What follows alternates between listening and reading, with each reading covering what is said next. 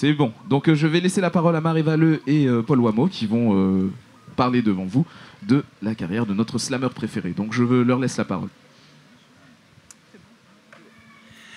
Eh bien, bonjour à tous et merci de nous rejoindre sur le Pépé pour cette rencontre.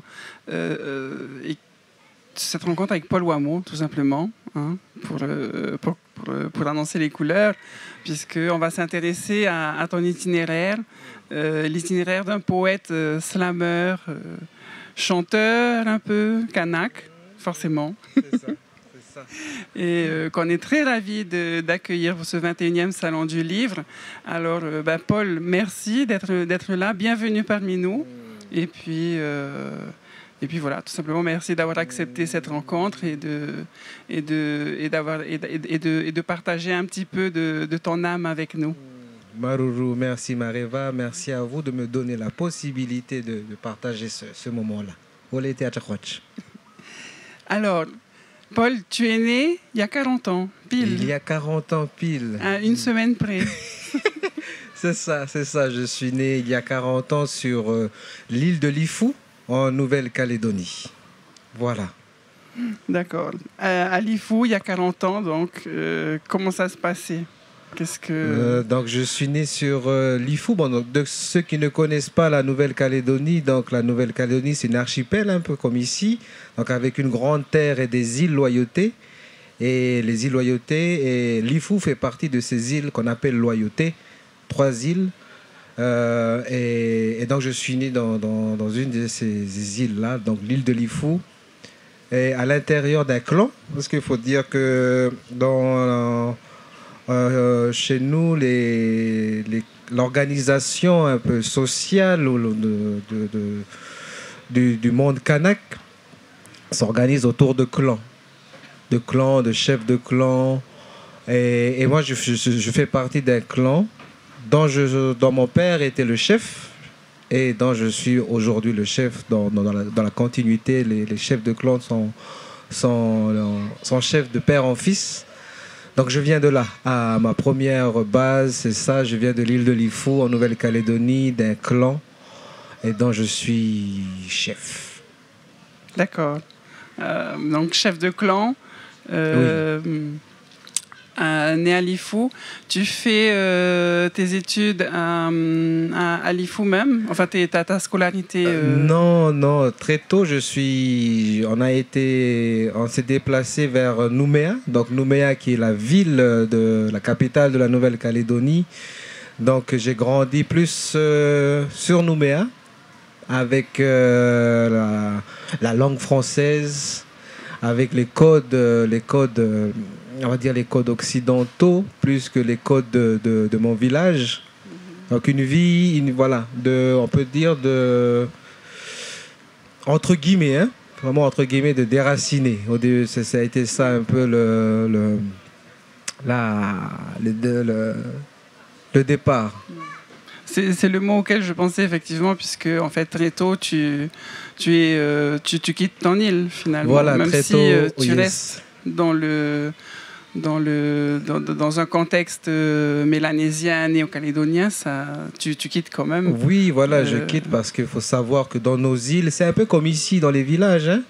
Les familles sont à côté on est tous à côté les uns des autres, très communautaires, hein. Et quand tu arrives en ville, le communautaire, l'individuel fait place au communautaire, même si, comme tu dis, on est toujours ensemble, hein, on continue de pratiquer nos coutumes, même en dehors du village, en ville, ou même quand on est en dehors du pays, on continue de vivre nos pratiques. Mais c'est vrai que là, il y a une rupture, hein, entre Lifou, Djerou et puis le passage à Nouméa. D'accord. La suite sur Nouméa.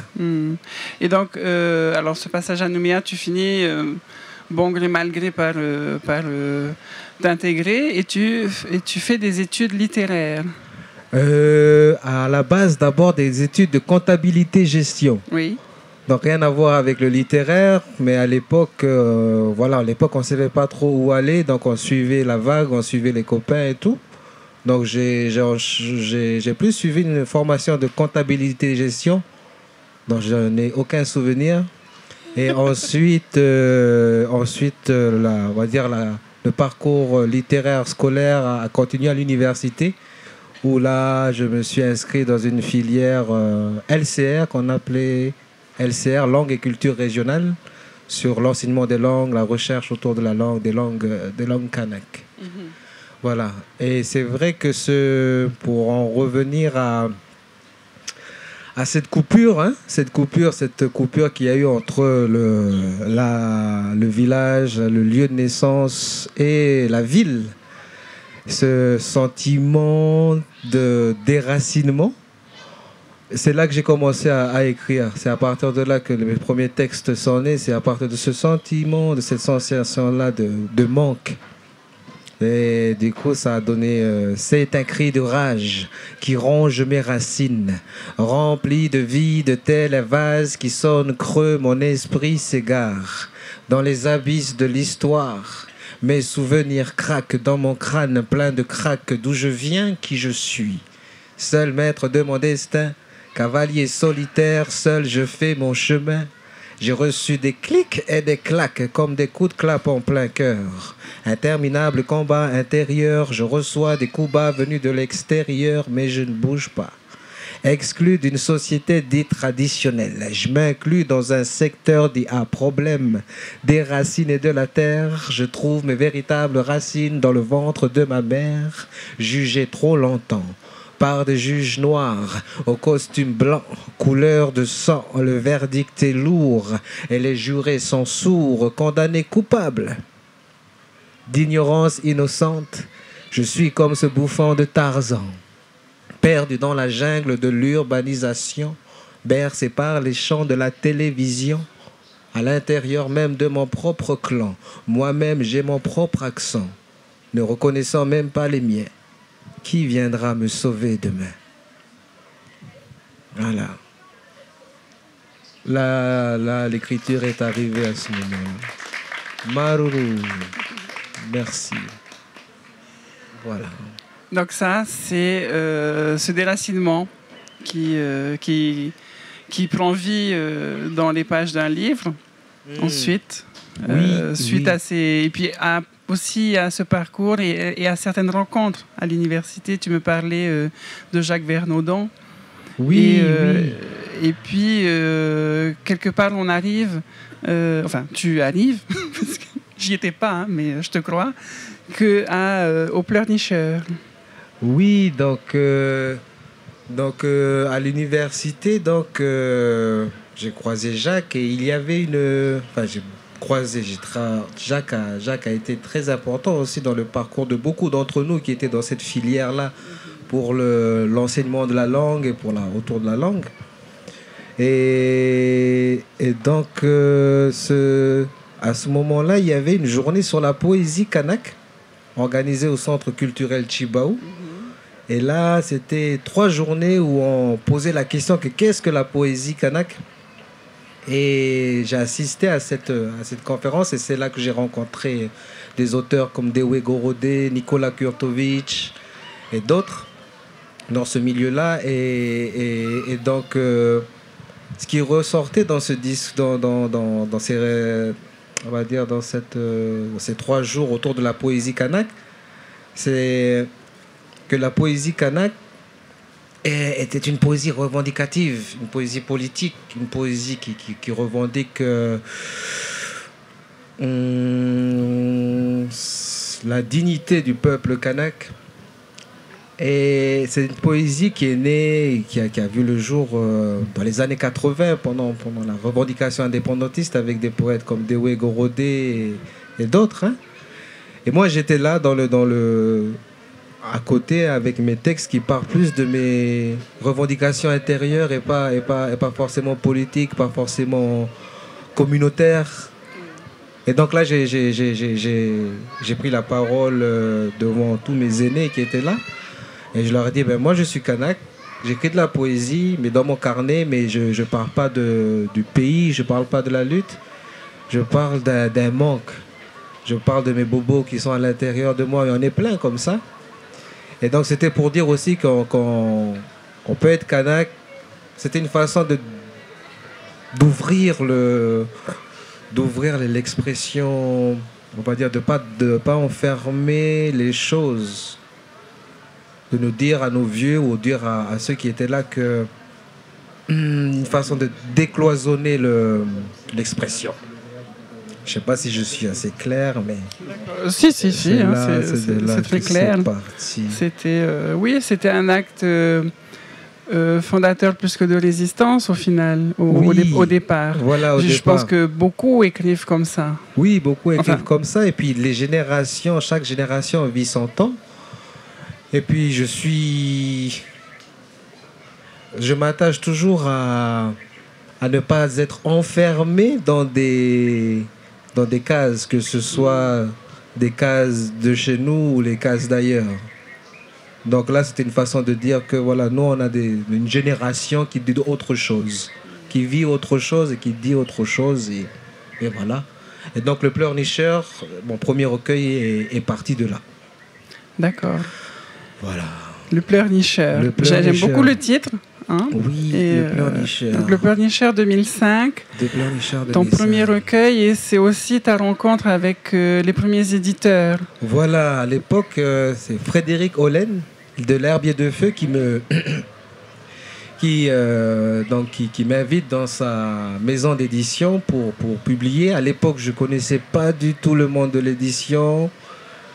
J'avais pas de projet d'édition, mais on va dire que c'est parti parce que ça devait partir comme ça. Et donc avec lui, on part sur l'édition donc de mon premier recueil, paru en 2005, 2006, Le Pleurnicheur. Et là, je découvre le monde de l'édition, comment on se fait un livre, comment on s'écrit un livre. Et à l'époque, déjà, je commençais aussi à faire des scènes, à passer sur des scènes publiques, de lecture publique. Et c'était, on va dire, quelque chose qui a fait comme un boom un peu, surtout dans le milieu kanak.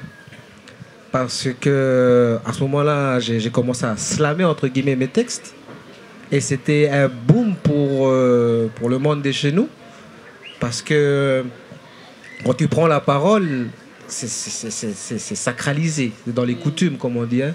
On va pas peut-être partir sur des explications trop compliquées de ça, mais quand tu prends la parole, c'est pour parler au nom du groupe aussi.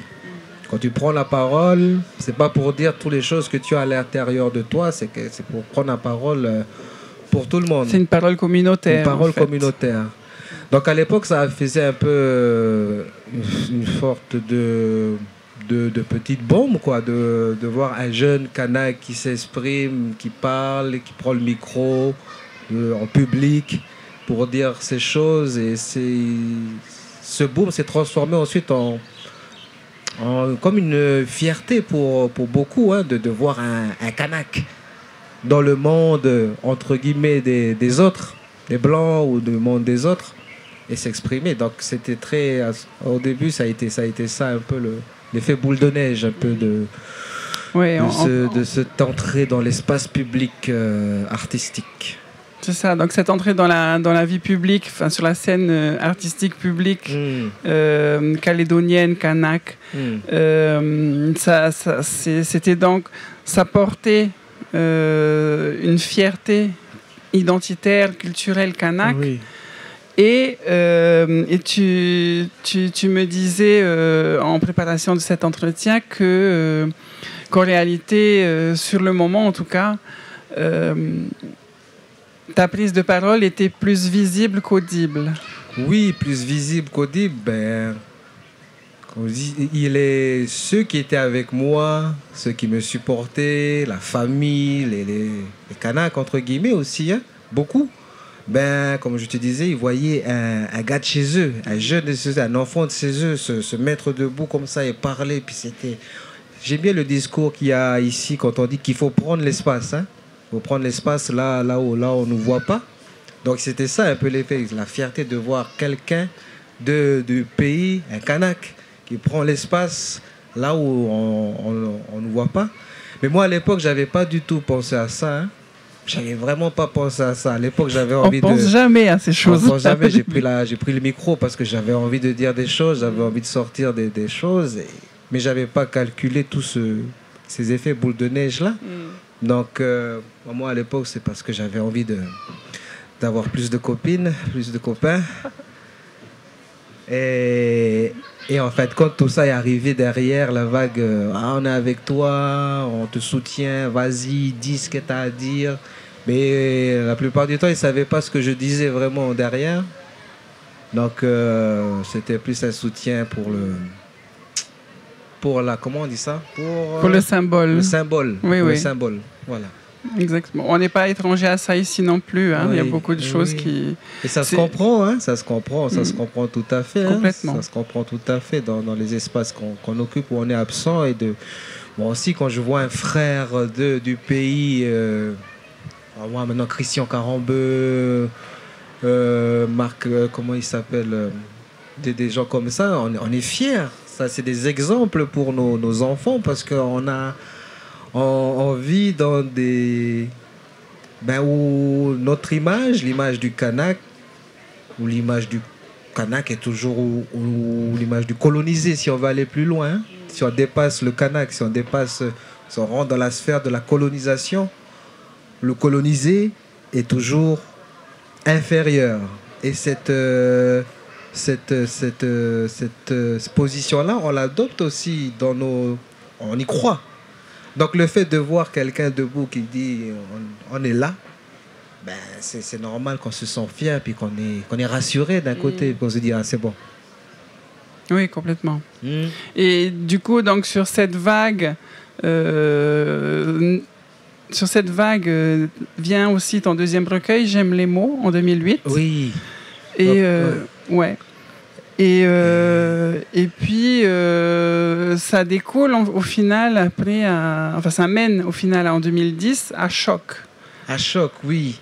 Dans Choc, c'était un travail qu'on a mené avec deux troupes de danse, deux troupes de danse kanak, culturelle et contemporaine. C'est un peu, c'est des définitions un peu, des adjectifs un peu. J'arrive pas à comment dire. Que c'est une troupe de danse hip-hop contemporaine et une troupe de danse qui dansait nos rythmes, quoi. C'est ça. Et l'idée de cette création, qui sera suivie après d'une autre création plus solo, c'était de mélanger, de tisser les codes, nos codes culturels en matière de danse, ou de discours Et c'était de reformuler toutes ces choses-là, moi avec le texte et la danse pour l'habiller. Mais il y a un travail de fait autour de la reformulation de ces codes-là. C'est une façon de dire qu'on pouvait prendre un geste qui se fait depuis la nuit des temps et qu'on pouvait le déstructurer, qu'on pouvait le répéter, qu'on pouvait le tordre. Parce que chez nous, tu as ceux qui... Tu as ceux qui disent qu'il ne faut pas que ça bouge, que ça reste comme ça. Et donc avec ce travail-là, très humblement, on a voulu montrer qu'on pouvait faire ce pas-là et continuer à le faire pendant 3 heures. Et puis voilà, donc c'était une façon de montrer de ne pas de mettre nos codes en mouvement par la reformulation. C'est ce que Chibaou disait, et c'est ce que je trouve aussi beau dans le travail qui se fait ici, avec Pinaine ou avec tout ce que j'ai pu voir sur le Heiva, cette reformulation permanente pour nourrir la plante, lui donner de l'eau pour qu'elle continue à pousser, sinon d'accord. Elle ne bouge pas, quoi. Et du coup, il y a ces deux spectacles-là, donc Choc et Écho, ce sont aussi tes premières créations scéniques. Donc, oui. C'est le moment en 2010 où on passe du livre à la scène. Voilà.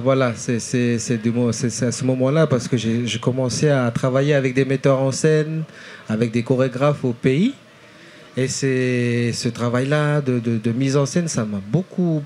Là, ça m'a attiré, quoi, de faire plus de la création scénique à partir des mots, toujours, à partir du discours. Mais comment le mêler après aussi avec de la danse et créer un univers scénique. un espace scénique qui mêle tous ces codes-là en jeu de lumière. Ça m'a beaucoup parlé en lumière, en scénographie, en mouvement, en danse, en musique, en son et en rythme. C'était un peu l'idée du moment et on est très spectacle, on aime regarder les spectacles, nous, hein. Donc c'était une façon aussi de pouvoir passer plus facilement aussi dans le pays avec ça et de mêler tous ces arts-là, quoi. D'accord.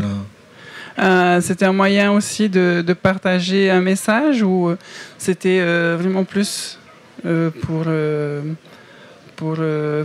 bouger et pour du coup se nourrir d'interactions. C'était pour les messages, chaque choc, c'était le message qu'il y avait derrière choc.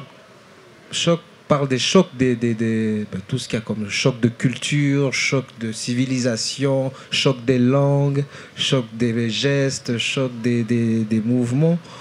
Donc on était parti sur ce travail-là. Et c'était le message de choc. Et surtout, c'était derrière de montrer qu'on pouvait, surtout pour nous, pour les Kanaks, c'était une façon de montrer qu'on pouvait dépasser nos lignes pour créer. C'était plus pour la forme. On pouvait faire un pas de côté. Qu'on pouvait faire un pas de côté et qu'on pouvait s'autoriser à... Et là, ça se fait. Hein. Je ne dis pas que j'ai lancé ce mouvement, mais ça se fait. Ça se faisait avant déjà. Et ça se faisait même avant. Parce que quand on parle de tradition, il n'y a rien de traditionnel.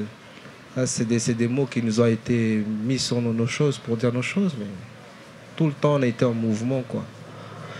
Là, pour te dire, par exemple, sur le deuxième spectacle, Echo, on est parti sur un discours. Chez nous, il y a le discours généalogique qui se dit quand les clans se rencontrent. Tu as un discours généalogique. Comme chez nous. Hein. Voilà, qui est dit avec un certain rythme. Oui, c'est un discours qui est très codifié. Et l'idée, c'était de prendre les codes de ce discours-là et de les retranscrire sur scène avec un texte, à ma manière. Donc, ça pouvait faire le discours généalogique, par exemple. Là, ça se dit sur un flow assez saccadé. Et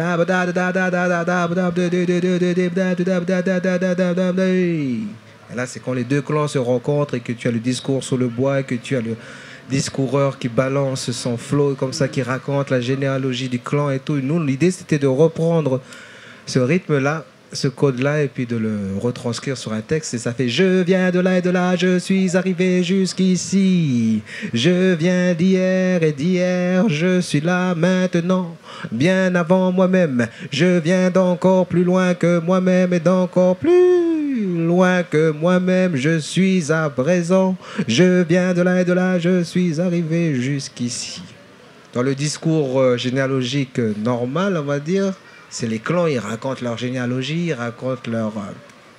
Mais là, pour la création, je me suis raconté, moi, dans l'espace créatif, dans l'espace création. Donc, c'était pour montrer comment on pouvait amener nos rythmes, nos danses, nos codes ailleurs que dans le collectif et dans la création. D'accord. Il y a des choses qui se font aujourd'hui. Oui. Très, très bien. Voilà. Et donc dans tout ça, on arrive en 2014. Voilà. Enfin, je dis on à chaque fois parce que c'est... on est ensemble. Mais ouais, voilà. Mais en réalité, c'est toi. Tu arrives en 2014 à un projet musical que tu vas mener en France. Voilà. Dis-nous quelques mots dessus. Ben là, c'est le début de l'expérience en France métropolitaine avec ce projet-là. C'est un projet musical et qu'on a intitulé Sol. Et en fait, bonjour à tous. Ça a duré 7 ans. Ça s'est arrêté l'année dernière. Ça marche, et pendant tout ce parcours-là, ça a commencé avec ce projet-là. On est entré en fait dans un secteur, le secteur musical industriel français, qui correspondait un peu à, on va dire, à l'état d'esprit, à l'état... on a été confronté au racisme, pour aller ça plus rapidement, au racisme structurel, au racisme historique, au racisme soft. Et pendant ces 7 ans passés, les projets qui ont été menés, en tout cas par musical et autres, en France, ça a été dès le départ ça qui nous a sauté à la figure, quoi. Quand je suis parti avec Sol, on nous a dit, si tu veux rentrer dans le secteur musical en France, il faut que tu joues le Kanak de service. Là, j'extrapole, j'extrapole, mais derrière ce discours, ça a été... C'est ça ce qui se disait, c'est... Il faut que tu joues le Kanak de service pour plaire, pour... Et en fait, tout ça, on a vu et on a expérimenté, ce rapport-là à l'altérité en France pendant cette période, à travers mon parcours artistique et à travers ma relation avec les gens aussi là-bas. C'est ce rapport-là avec la France et son passé colonial, sa mémoire coloniale, son rapport avec les Noirs aussi. Parce qu'en France, j'étais plus kanak, j'étais plus océanien, j'étais un Noir. Et moi, chez moi, j'avais jamais entendu le mot, on m'a jamais dit traité de Noir. On est kanak, quoi. Et donc là-bas, ça a été plusieurs gifles, plusieurs claques qui ont fait que aujourd'hui on arrête tout. Et donc il y a plusieurs expériences qui ont mené à cette relation-là avec... La France est un beau pays, mais la mentalité qui a été, on va dire... installé depuis les eaux humains, depuis Pierre Loti, depuis, et qui maintenant est ancré dans l'imaginaire collectif en France et qui arrive à aussi entrer dans nos propres imaginaires à nous. Je vais grossir l'image, mais pas vraiment. C'est quand tu vois arriver un noir, il voit arriver un singe, quoi. Donc à chaque fois où j'allais faire des concerts, à chaque fois où j'allais faire des ateliers, à chaque fois que je parlais à des personnes là-bas, il y avait toujours cette image du singe derrière qui était collée derrière le discours ou l'interaction. Et des fois c'était de façon innocente. Hein? Et c'est pour te dire comment dans ce pays, en Europe en général, ils ont réussi à faire intégrer cette image-là dans les esprits. Donc ça fatigue un peu quand tu te lèves le matin et que tu entends ça et que tu vois à gauche, à droite ou devant ou derrière, on te ramène au singe, quoi. Donc voilà à peu près. Donc Ouais. Sol, l'album, on l'a créé dans cet esprit aussi, l'esprit du singe. Même si on a choisi aussi de rentrer dans ce projet. Il nous a dit, si tu veux rentrer dans la catégorie musicale, ils ont plusieurs... en France, ils ont par exemple dans l'industrie musicale, les musiques du monde. Et ça déjà, je me suis posé la question, musique du monde, mais ils sont sur quelle planète alors? Une planète supérieure, ils sont sur la planète de Vegeta et de Son Goku, c'est quoi le truc?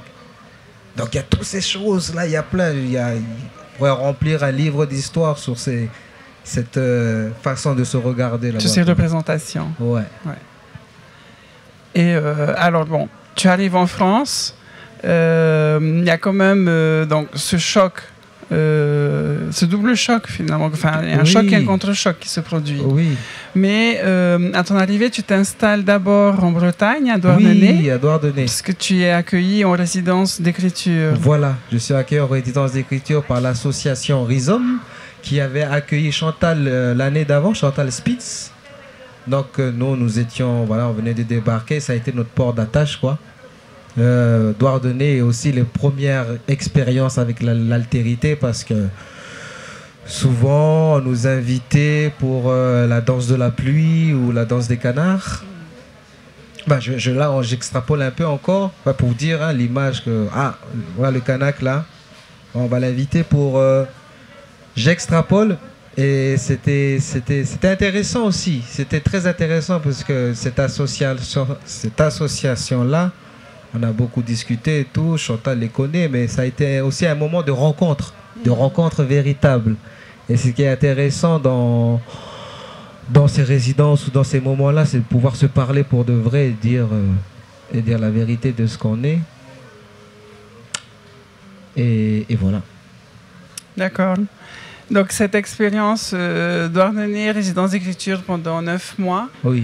Et ensuite, tu bouges à Paris. Ensuite à Paris, et je découvre entre-temps aussi beaucoup d'auteurs qui m'ont touché et qui dans mon parcours, qui m'ont touché moi. Quand je parle de moi, je parle pas que de moi, hein, parce qu'on est, je parle de moi en tant que plusieurs moi, hein, parce que mon expérience personnelle, ça n'a pas trop d'importance si ça parle pas à quelque chose de plus collectif, hein. Mais c'est là que je rencontre Frantz Fanon, Peau Noire, Masque Blanc. C'est là que je rencontre Epeli Aofa, comme ça. Aofa. C'est là que des auteurs qui sont un peu méconnus, mais qui parlent de ce rapport à l'altérité, à comment on se voit, comment on se regarde. Et donc il y a Frantz Fanon, il a écrit un ouvrage qui s'intitule Peau Noire, Masque Blanc. Et dans cet ouvrage qui parle de l'altérité, il y a une citation que j'adore, c'est « Il ne faut pas chercher à fixer l'homme puisque son destin est d'être lâché ». Et ça c'est beau. Ça c'est beau parce que déjà quand tu arrives dans un pays où on te dit que tu es minorité, je savais même pas ce que ça voulait dire minorité. Tu es une minorité, tu es de là, tu bouges pas de là, tu es noir. Et là, tu commences à intégrer tout ça, tu es loin de chez toi, et puis tu te dis, ouais, mais peut-être c'est vrai tout ce qu'il raconte là. Peut-être que peut-être qu'on est petit. Et là, je tombe sur Frantz Fanon qui dit, il ne faut pas chercher à fixer l'homme puisque son destin est d'être lâché et qu'il n'existe pas de noir ni de blanc. Ça, c'est des adjectifs que les autres ont collés sur nos figures.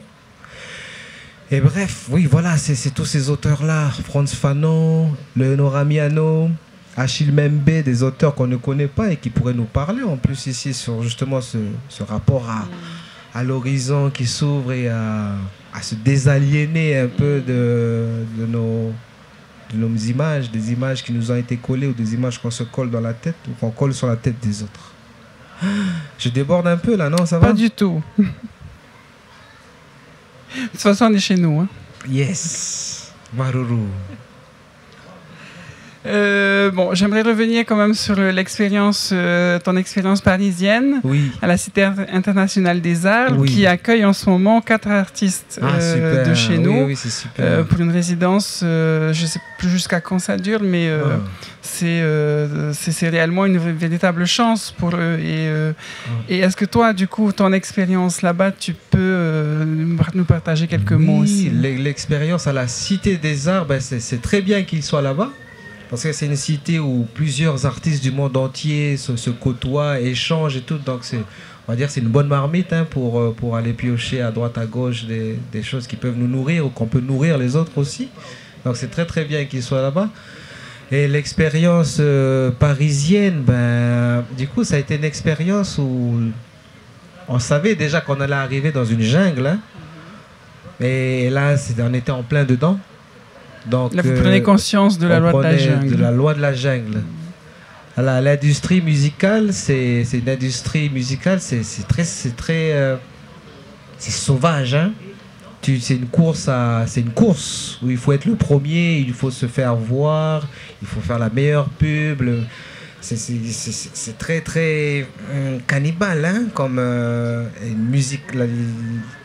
Quand tu rentres dans c'est bien choisi. Voilà, c'est un peu et nous en plus chez nous, hein, on n'est pas dans notre culture. On nous apprend à ne pas se montrer, à ne pas parler fort, à ne pas dire nous plus que je.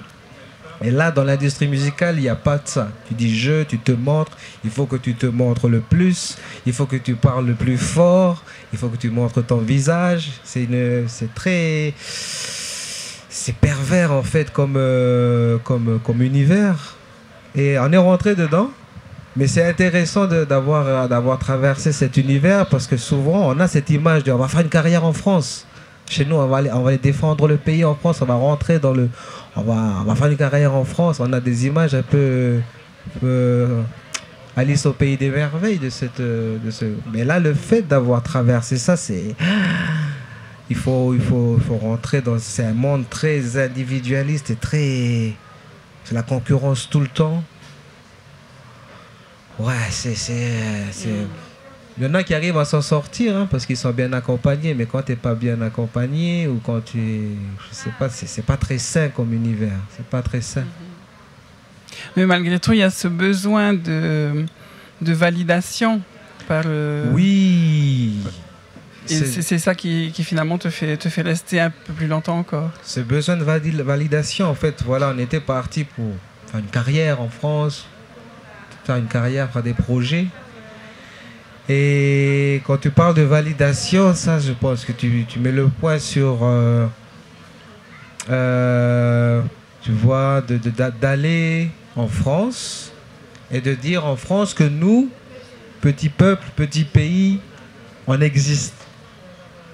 D'aller chercher la validation là-bas pour dire qu'on existe. Et ici.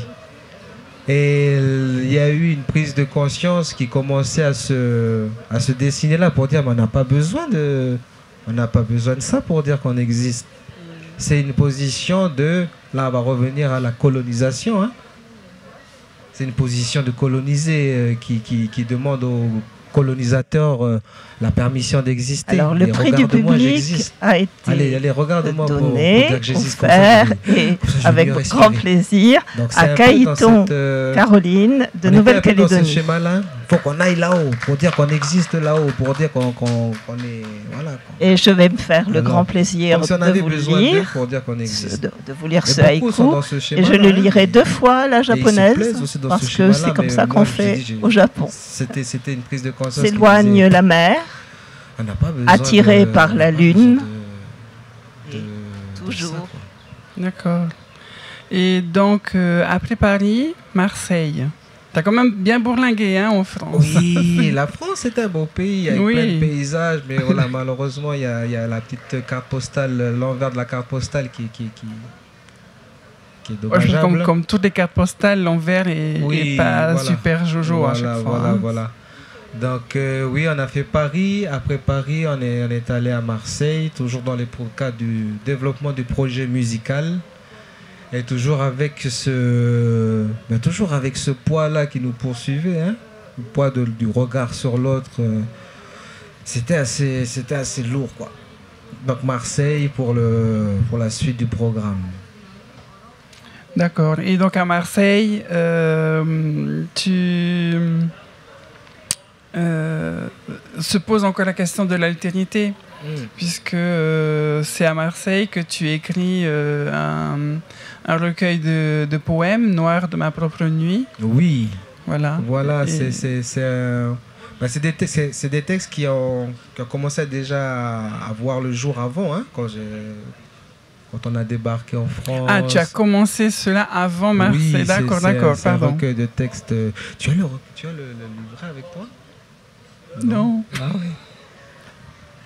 Non, mais voilà, c'est des textes qu'on a écrits sur moi, Noir de ma propre nuit. Et donc c'est une série de textes comme ça qui parlent de cette façon de voir, hein. Il y a un texte qu'on a écrit qui s'intitule Sortir à l'intérieur de nous-mêmes. Déboulonner les chaînes grasses qui nous empêchent de nous être à nous-mêmes. Donc tous ces textes-là sont dans la revue Litérama Ohi. Donc ça parle un peu de cette désaliénation. De se désaliéner. Se désaliéner. Se désaliéner à l'intérieur, à l'extérieur. Merci. Donc la revue Litérama Ohi, la dernière revue Litérama Ohi. Donc merci à Litérama Ohi déjà de m'accueillir sur ce numéro. Donc on peut lire quelques passages.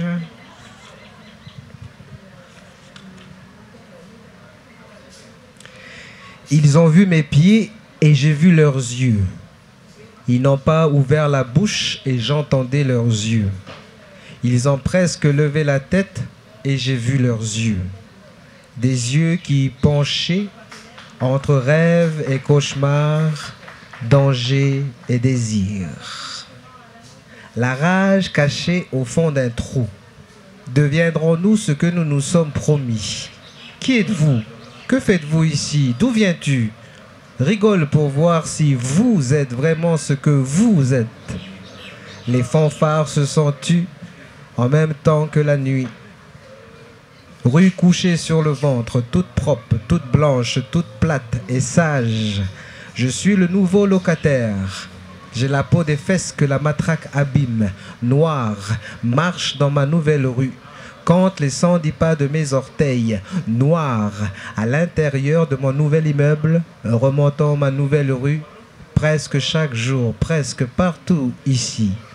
Les mêmes questions bibiches pointées sur mon front me gonflent. La rage cachée au fond d'un trou. Continuerons-nous encore de répéter les mêmes réponses, de porter la même grimace, de chanter les mêmes hurlements, alors qu'en face, ici, de tous les côtés de ma nouvelle rue, dans tous les étages de mon nouvel immeuble, le même refrain se retourne à ma vue. Et puis les fanfares se sont tues en même temps que la nuit. Merci Paul. Après Marseille, alors on va faire un bond dans le temps parce que le temps passe en fait. Hein. Je vois qu'on m'a remarqué. Et tu viens à Tahiti en 2019. Oui. À l'occasion du Salon du Livre. C'est pas la première fois que tu viens à Tahiti. Non. Mais vas-y, raconte-nous qu'est-ce qui a été particulier au Salon du Livre 2019. Eh bien, je suis arrivé ici déjà avec... Parce qu'en fait, depuis, tu n'es pas reparti. Donc, il faut nous expliquer pourquoi. C'est ça. Je suis arrivé ici déjà avec... cette projection de partir de France, de revenir au pays, cette projection, mais toujours dans le doute, en se posant la question, mais est-ce que c'est bien de partir? C'est vrai que c'est fiou là-bas, parce que là où tu passes, tu es toujours le sage de service. Comment on fait? Mais quand même, il faut que je sais pas, j'étais dans ce questionnement-là. Et ici, une discussion avec Moana Oura m'a mis encore plus la puce à l'oreille, hein, en regardant Pinei. Et je lui ai posé la question, mais pourquoi tu ne vas pas présenter Pinei au Festival d'Avignon, au Festival de je sais pas quoi encore en métropole ou en France, parce que ça, c'est quelque chose qui mérite d'être vu là-bas. Donc il m'a sorti en gros qu'il n'a pas besoin de la validation de là-bas pour dire que les choses qu'il fait, c'est des belles choses et qu'il les fait pour les gens d'ici. Et donc là ça m'a... Ah ben voilà, ok, d'accord. Ça m'a encore plus... c'était le plus qu'il fallait pour me dire que j'arrête la métropole et que je reviens chez moi pour mon chant d'igname. Parce que voilà, de répéter tout ce qu'on s'est dit avant, quoi. D'accord. Donc, et voilà comment tu arrives à Tahiti. Et voilà comment j'arrive en novembre à Tahiti, 2019. Coronavirus, on reste bloqué et on attend le prochain vol. Et nous, on attend la suite aussi. Yes. Donc, c'est quoi la suite de Paul Wamo, justement? C'est une surprise. Ah, voilà. D'accord. C'est un secret. Voilà. Mais merci Mareva, merci c'est moi qui te remercie, Paul. D'avoir accepté cette invitation pour parler un peu de tout ça. Merci. Très bien, merci à toi. Yes. On a peut-être, si on a le temps un peu, pour des questions du public. Oui, je sais, je suis gourmande, mais est-ce qu'il y a des questions dans le public? On a encore un peu de temps et Paul est à nous encore une dizaine de minutes.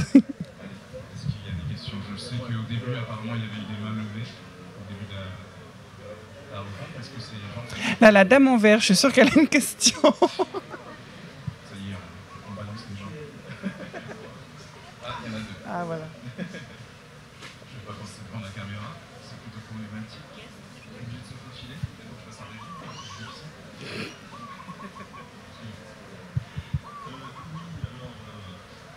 J'ai trouvé aussi, j'ai très bien déroulé, on est accroché dessus jusqu'au bout. Par contre, ce qui m'a frappé, c'est le côté foncièrement service et ce rôle de, comme on t'a dit, de nègre de service et tout ça. Je pensais que maintenant, à notre époque, depuis tant qu'on entend cette litanie, je pensais qu'on pouvait arriver à des discours plus positifs. Mais encore une fois, je ne suis pas à ta place. C'est juste ce que je pense, quoi. Bon, moi j'ai vécu à l'étranger, je me suis jamais tellement senti le blanc de service, si tu veux, quoi. Bon, mais il y a peut-être des raisons pour ça, quoi. Voilà, juste ce que je voulais dire. Merci, oui, c'est vrai, comme vous dites, c'est pessimiste, mais c'est réaliste. C'est réaliste, c'est des images qui n'ont pas bougé encore. Il y a des choses qui se font, il y a des lignes qui bougent, mais c'est... Comme disait Einstein, c'est plus facile de bouger un atome que de bouger les choses qu'on a dans la tête. Et ça, c'est des choses que, dans l'imaginaire collectif, c'est ancré depuis qu'ils ont travaillé pour que cette image-là soit inscrite. Et donc c'est fatigant quand tu as la peau caramel et puis que tu débarques là-bas et qu'on te regarde toujours de cette manière, quoi. Donc à un moment donné, tu dis, bon, s'il me regarde comme ça, je rentre chez moi, hein, puis je suis mieux chez moi, on me regarde mieux, quoi. Après, ça dépend de ce que tu viens faire là-bas, quoi. Mais moi, voilà, ça me plaît, c'était bon, quoi.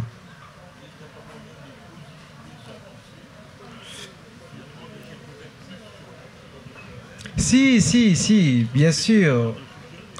Bien sûr, il faut. Après, c'est soi sur soi. Hein. Moi, après, aujourd'hui, ça me fait plus mal. Hein. Parce que, comme vous dites, ça m'a fait beaucoup cheminer, justement. J'aurais pu jouer le Kanak de service. J'aurais pu faire le Kanak de service, mais ça aurait été pas sincère. Et comme vous dites, c'est un travail plus intérieur qui se fait. Et là, après, il faut trouver d'abord la paix en soi-même. Et c'est ce que dit Leonora Miano, hein, une écrivaine que j'écoute beaucoup, qui dit qu'il faut pacifier à l'intérieur de soi son rapport au colon. Donc déjà faire la paix avec lui à l'intérieur de soi, ça ne veut pas dire oublier tout ce qui a été fait pour qu'on arrive à ces images-là ou pour qu'on arrive à des situations aujourd'hui qui sont un peu déséquilibrantes pour nous. Mais c'est d'essayer de trouver cette paix-là sans oublier pour pouvoir avancer et puis avancer en étant plus léger. Oui. Oui, bonjour, félicitations pour ton parcours et le talent que tu as. Hein.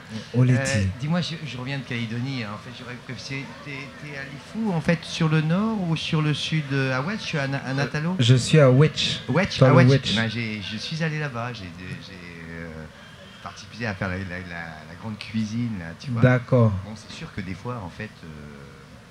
Et à Nouméa, tu étais où? À Nouméa, j'étais à Rivière-Salée. À Rivière-Salée, moi aussi. Le quartier de Rivière-Salée. Le 5e secteur.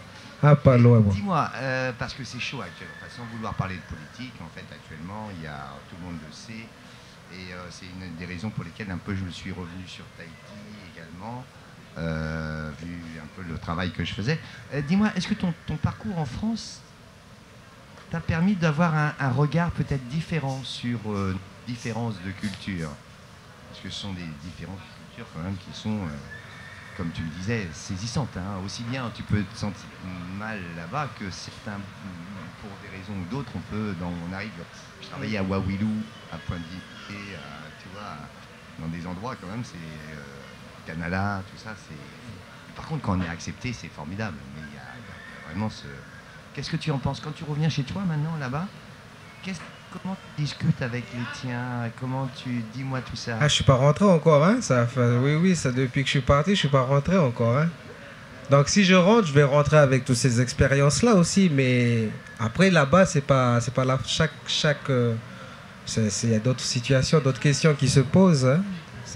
Est-ce que ta vision, en fait, disons, elle a évolué en fait depuis que tu es parti de? S'il y a une évolution dans ma vision des choses par rapport au pays. Non, pas trop. Hein. On est toujours dans les choses qu'on cherche au pays. Ça a toujours été les mêmes choses. Hein. Comment vivre ensemble, hein. Comment être ensemble et comment avancer ensemble. Donc après, par rapport aux réponses qu'on peut amener, moi, mes réponses n'ont pas évolué. Hein. Enfin, ça a évolué dans le rapport à l'autre. Il y a des choses qui m'ont... Des auteurs que j'ai rencontrés, que j'ai pu rencontrer là-haut ou en bas, je ne sais pas comment on est dans quelle position. En France, des auteurs comme Frantz Fanon par exemple.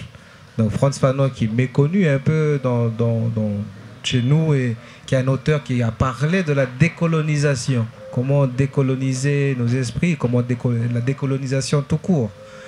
Donc, toutes ces choses-là, c'est des choses, oui, qui peuvent nourrir nos pays, qui peuvent nourrir notre pays dans la phase de décolonisation dans laquelle on est inscrit.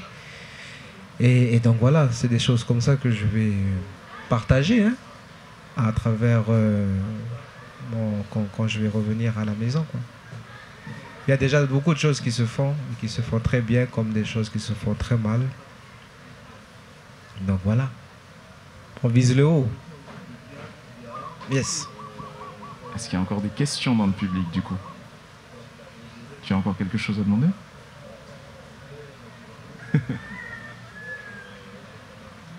Non? C'est... Bah, je vais... Ah.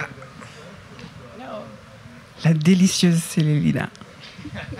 Ça a marqué, ça a marqué. Moi, du coup, tout à l'heure, tu parlais de comment faire la paix avec... Enfin, qu'il fallait faire la paix avec les colons, enfin, avec cette histoire de colonisation. Mais du coup, comment tu fais la paix? C'est-à-dire que... Enfin, comment ça se passe, en fait? Faire la paix... pardon, je t'ai coupé. Non, vas-y. Faire la paix, c'est faire la paix à l'intérieur de soi, hein, de se faire la paix avec son rapport au colon, pas faire la paix avec le colon, mais faire la paix avec le rapport qu'on a avec le colon. Parce que c'est un rapport de guerre, hein, c'est un rapport de violence. Hein. Quand on parle de colon, quand on parle de blanc, entre guillemets, c'est toujours violent. Hein. Il y a cette violence-là qui est là, et qui est là depuis que la colonisation a touché nos rivages. Et c'est une violence qui continue à exister encore aujourd'hui, même si on n'a pas vécu la spoliation foncière en live, mais on a cette violence-là. Et qui des fois, qui des fois pèse.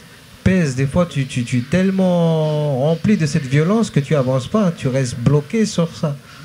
Et l'idée de se faire la paix en soi, faire la paix avec ça, le rapport qu'on a au colon, c'est de dire ok. C'est d'essayer de baisser le volume de cette violence-là. Et comment? Ben, souvent, on réclame souvent le pardon. On veut que le colon nous dise pardon. Et pour moi, hein, c'est peut-être extrême ce que je vais dire. Je vais dire, ok, tu ne veux pas nous dire pardon? Ben moi, je vais te pardonner. C'est pas pour toi que je vais te pardonner, c'est pour moi. Comme ça, je vais respirer un peu mieux, puis je vais pouvoir marcher, puis voir un peu plus loin. Parce que si je continue à m'énerver contre toi, je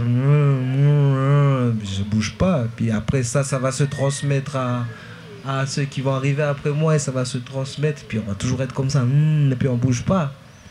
Donc l'idée de faire la paix la paix avec son rapport au colon en soi, c'est de se dire, ok, tu as fait ça, je note, mais je vais te pardonner. Mais c'est pas pour toi c'est pour moi, c'est pour que je sois libéré et pour pouvoir aussi mieux te dire au revoir. Voilà. C'est un truc comme ça. C'est en soi, la paix elle est en soi. C'est tout un travail, c'est tout un chemin. Parce que là, entendre ça, il y a des gens qui disent, raconte quoi lui là, il a fait des machins. Après, c'est jamais fini non plus, hein, ça se termine jamais. C'est tout un travail. Mais comment, voilà, Leonora Miano, c'est une auteure très très intéressante dans ce cheminement qui me parle à moi, parce que moi avant, quand j'entendais des choses, des fois j'avais envie de allumer le feu.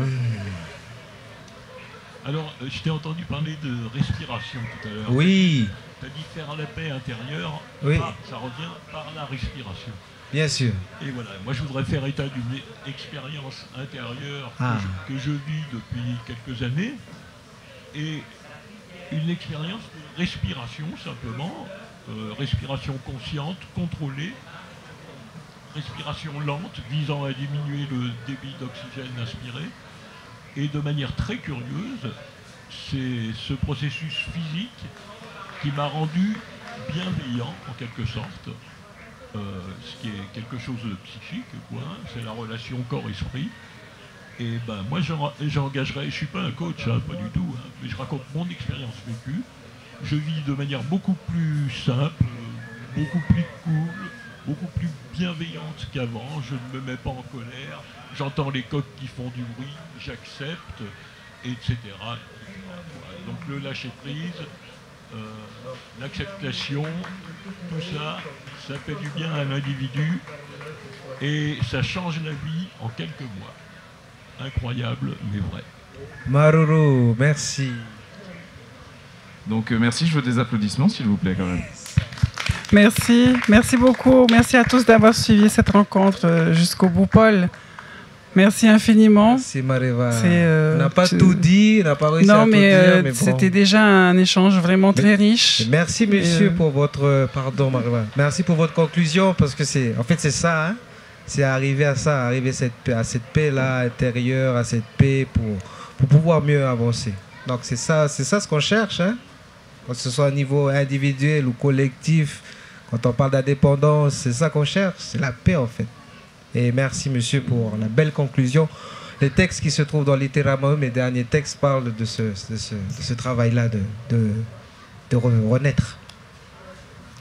Voilà, ça c'est la vraie conclusion. Littéralement, oui. Le stand est là-bas. Voilà, le stand est là-bas. Dès que vous arrivez, c'est le premier stand sur le côté, sur la droite. On est donc là. Voilà, vous pouvez pas le louper. En plus, ils font du bruit, donc en général, vous allez les entendre. Yes. Comment ça on fait du bruit? Non, pas du tout. Je vois pas ce que j'ai dit. Allez, merci à tous. Encore des applaudissements, s'il vous plaît. Maruru. Et du coup, après, on se donne rendez-vous sur le Pépé à 13h avec Titawapeu pour une plume polynésienne incisive. Donc ça, ce sera dans quelques instants. Vous avez encore une demi-heure, le temps d'aller manger. Et vous pourrez nous rejoindre sur le Pépé, comme je disais, avec Titawapeu.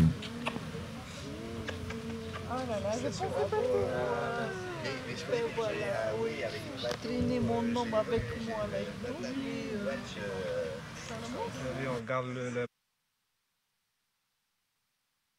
Donc j'ai tout à fait compris et c'est très marqué, c'est très polynésien et en même temps c'est très japonais. On peut imaginer aussi que c'est la Covid qui est partie avec les masques. Donc il y a quelque chose aussi de plus de matérialiste qui peut aussi s'imaginer. Donc tout est possible.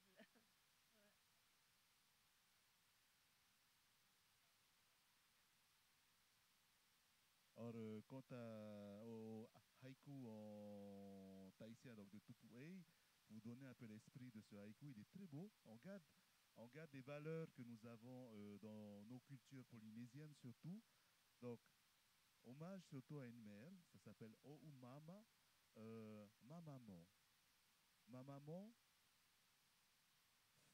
fleur qui fleurit. Mère eau jaillissante, ta force, ta sueur. Donc là, on a toute la force de la mer, la présence de la mer, il y a la douceur et en même temps la mer qui travaille, qui se bat pour ses enfants. On ressent bien ça, on ressent le rapport de la mère et l'enfant, de cette mère protectrice et en même temps de cette mère qui a cette force et qui est très présente dans le foyer polynésien. Donc c'est ce qui nous a touché à travers ce poème et ce respect qu'on peut avoir envers ses parents tout simplement. Donc bravo encore une fois à Emiri Viriamo.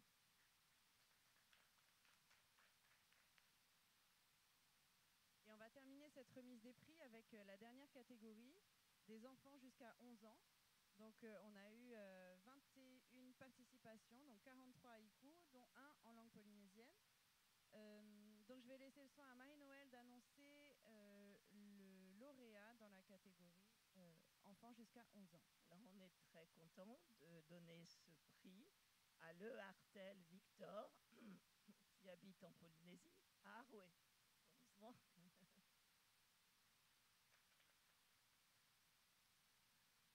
Gros matou tout doux, ventre repu de ton frais, souris escapé. Gros matou tout doux, ventre repu de ton frais, souris rescapée.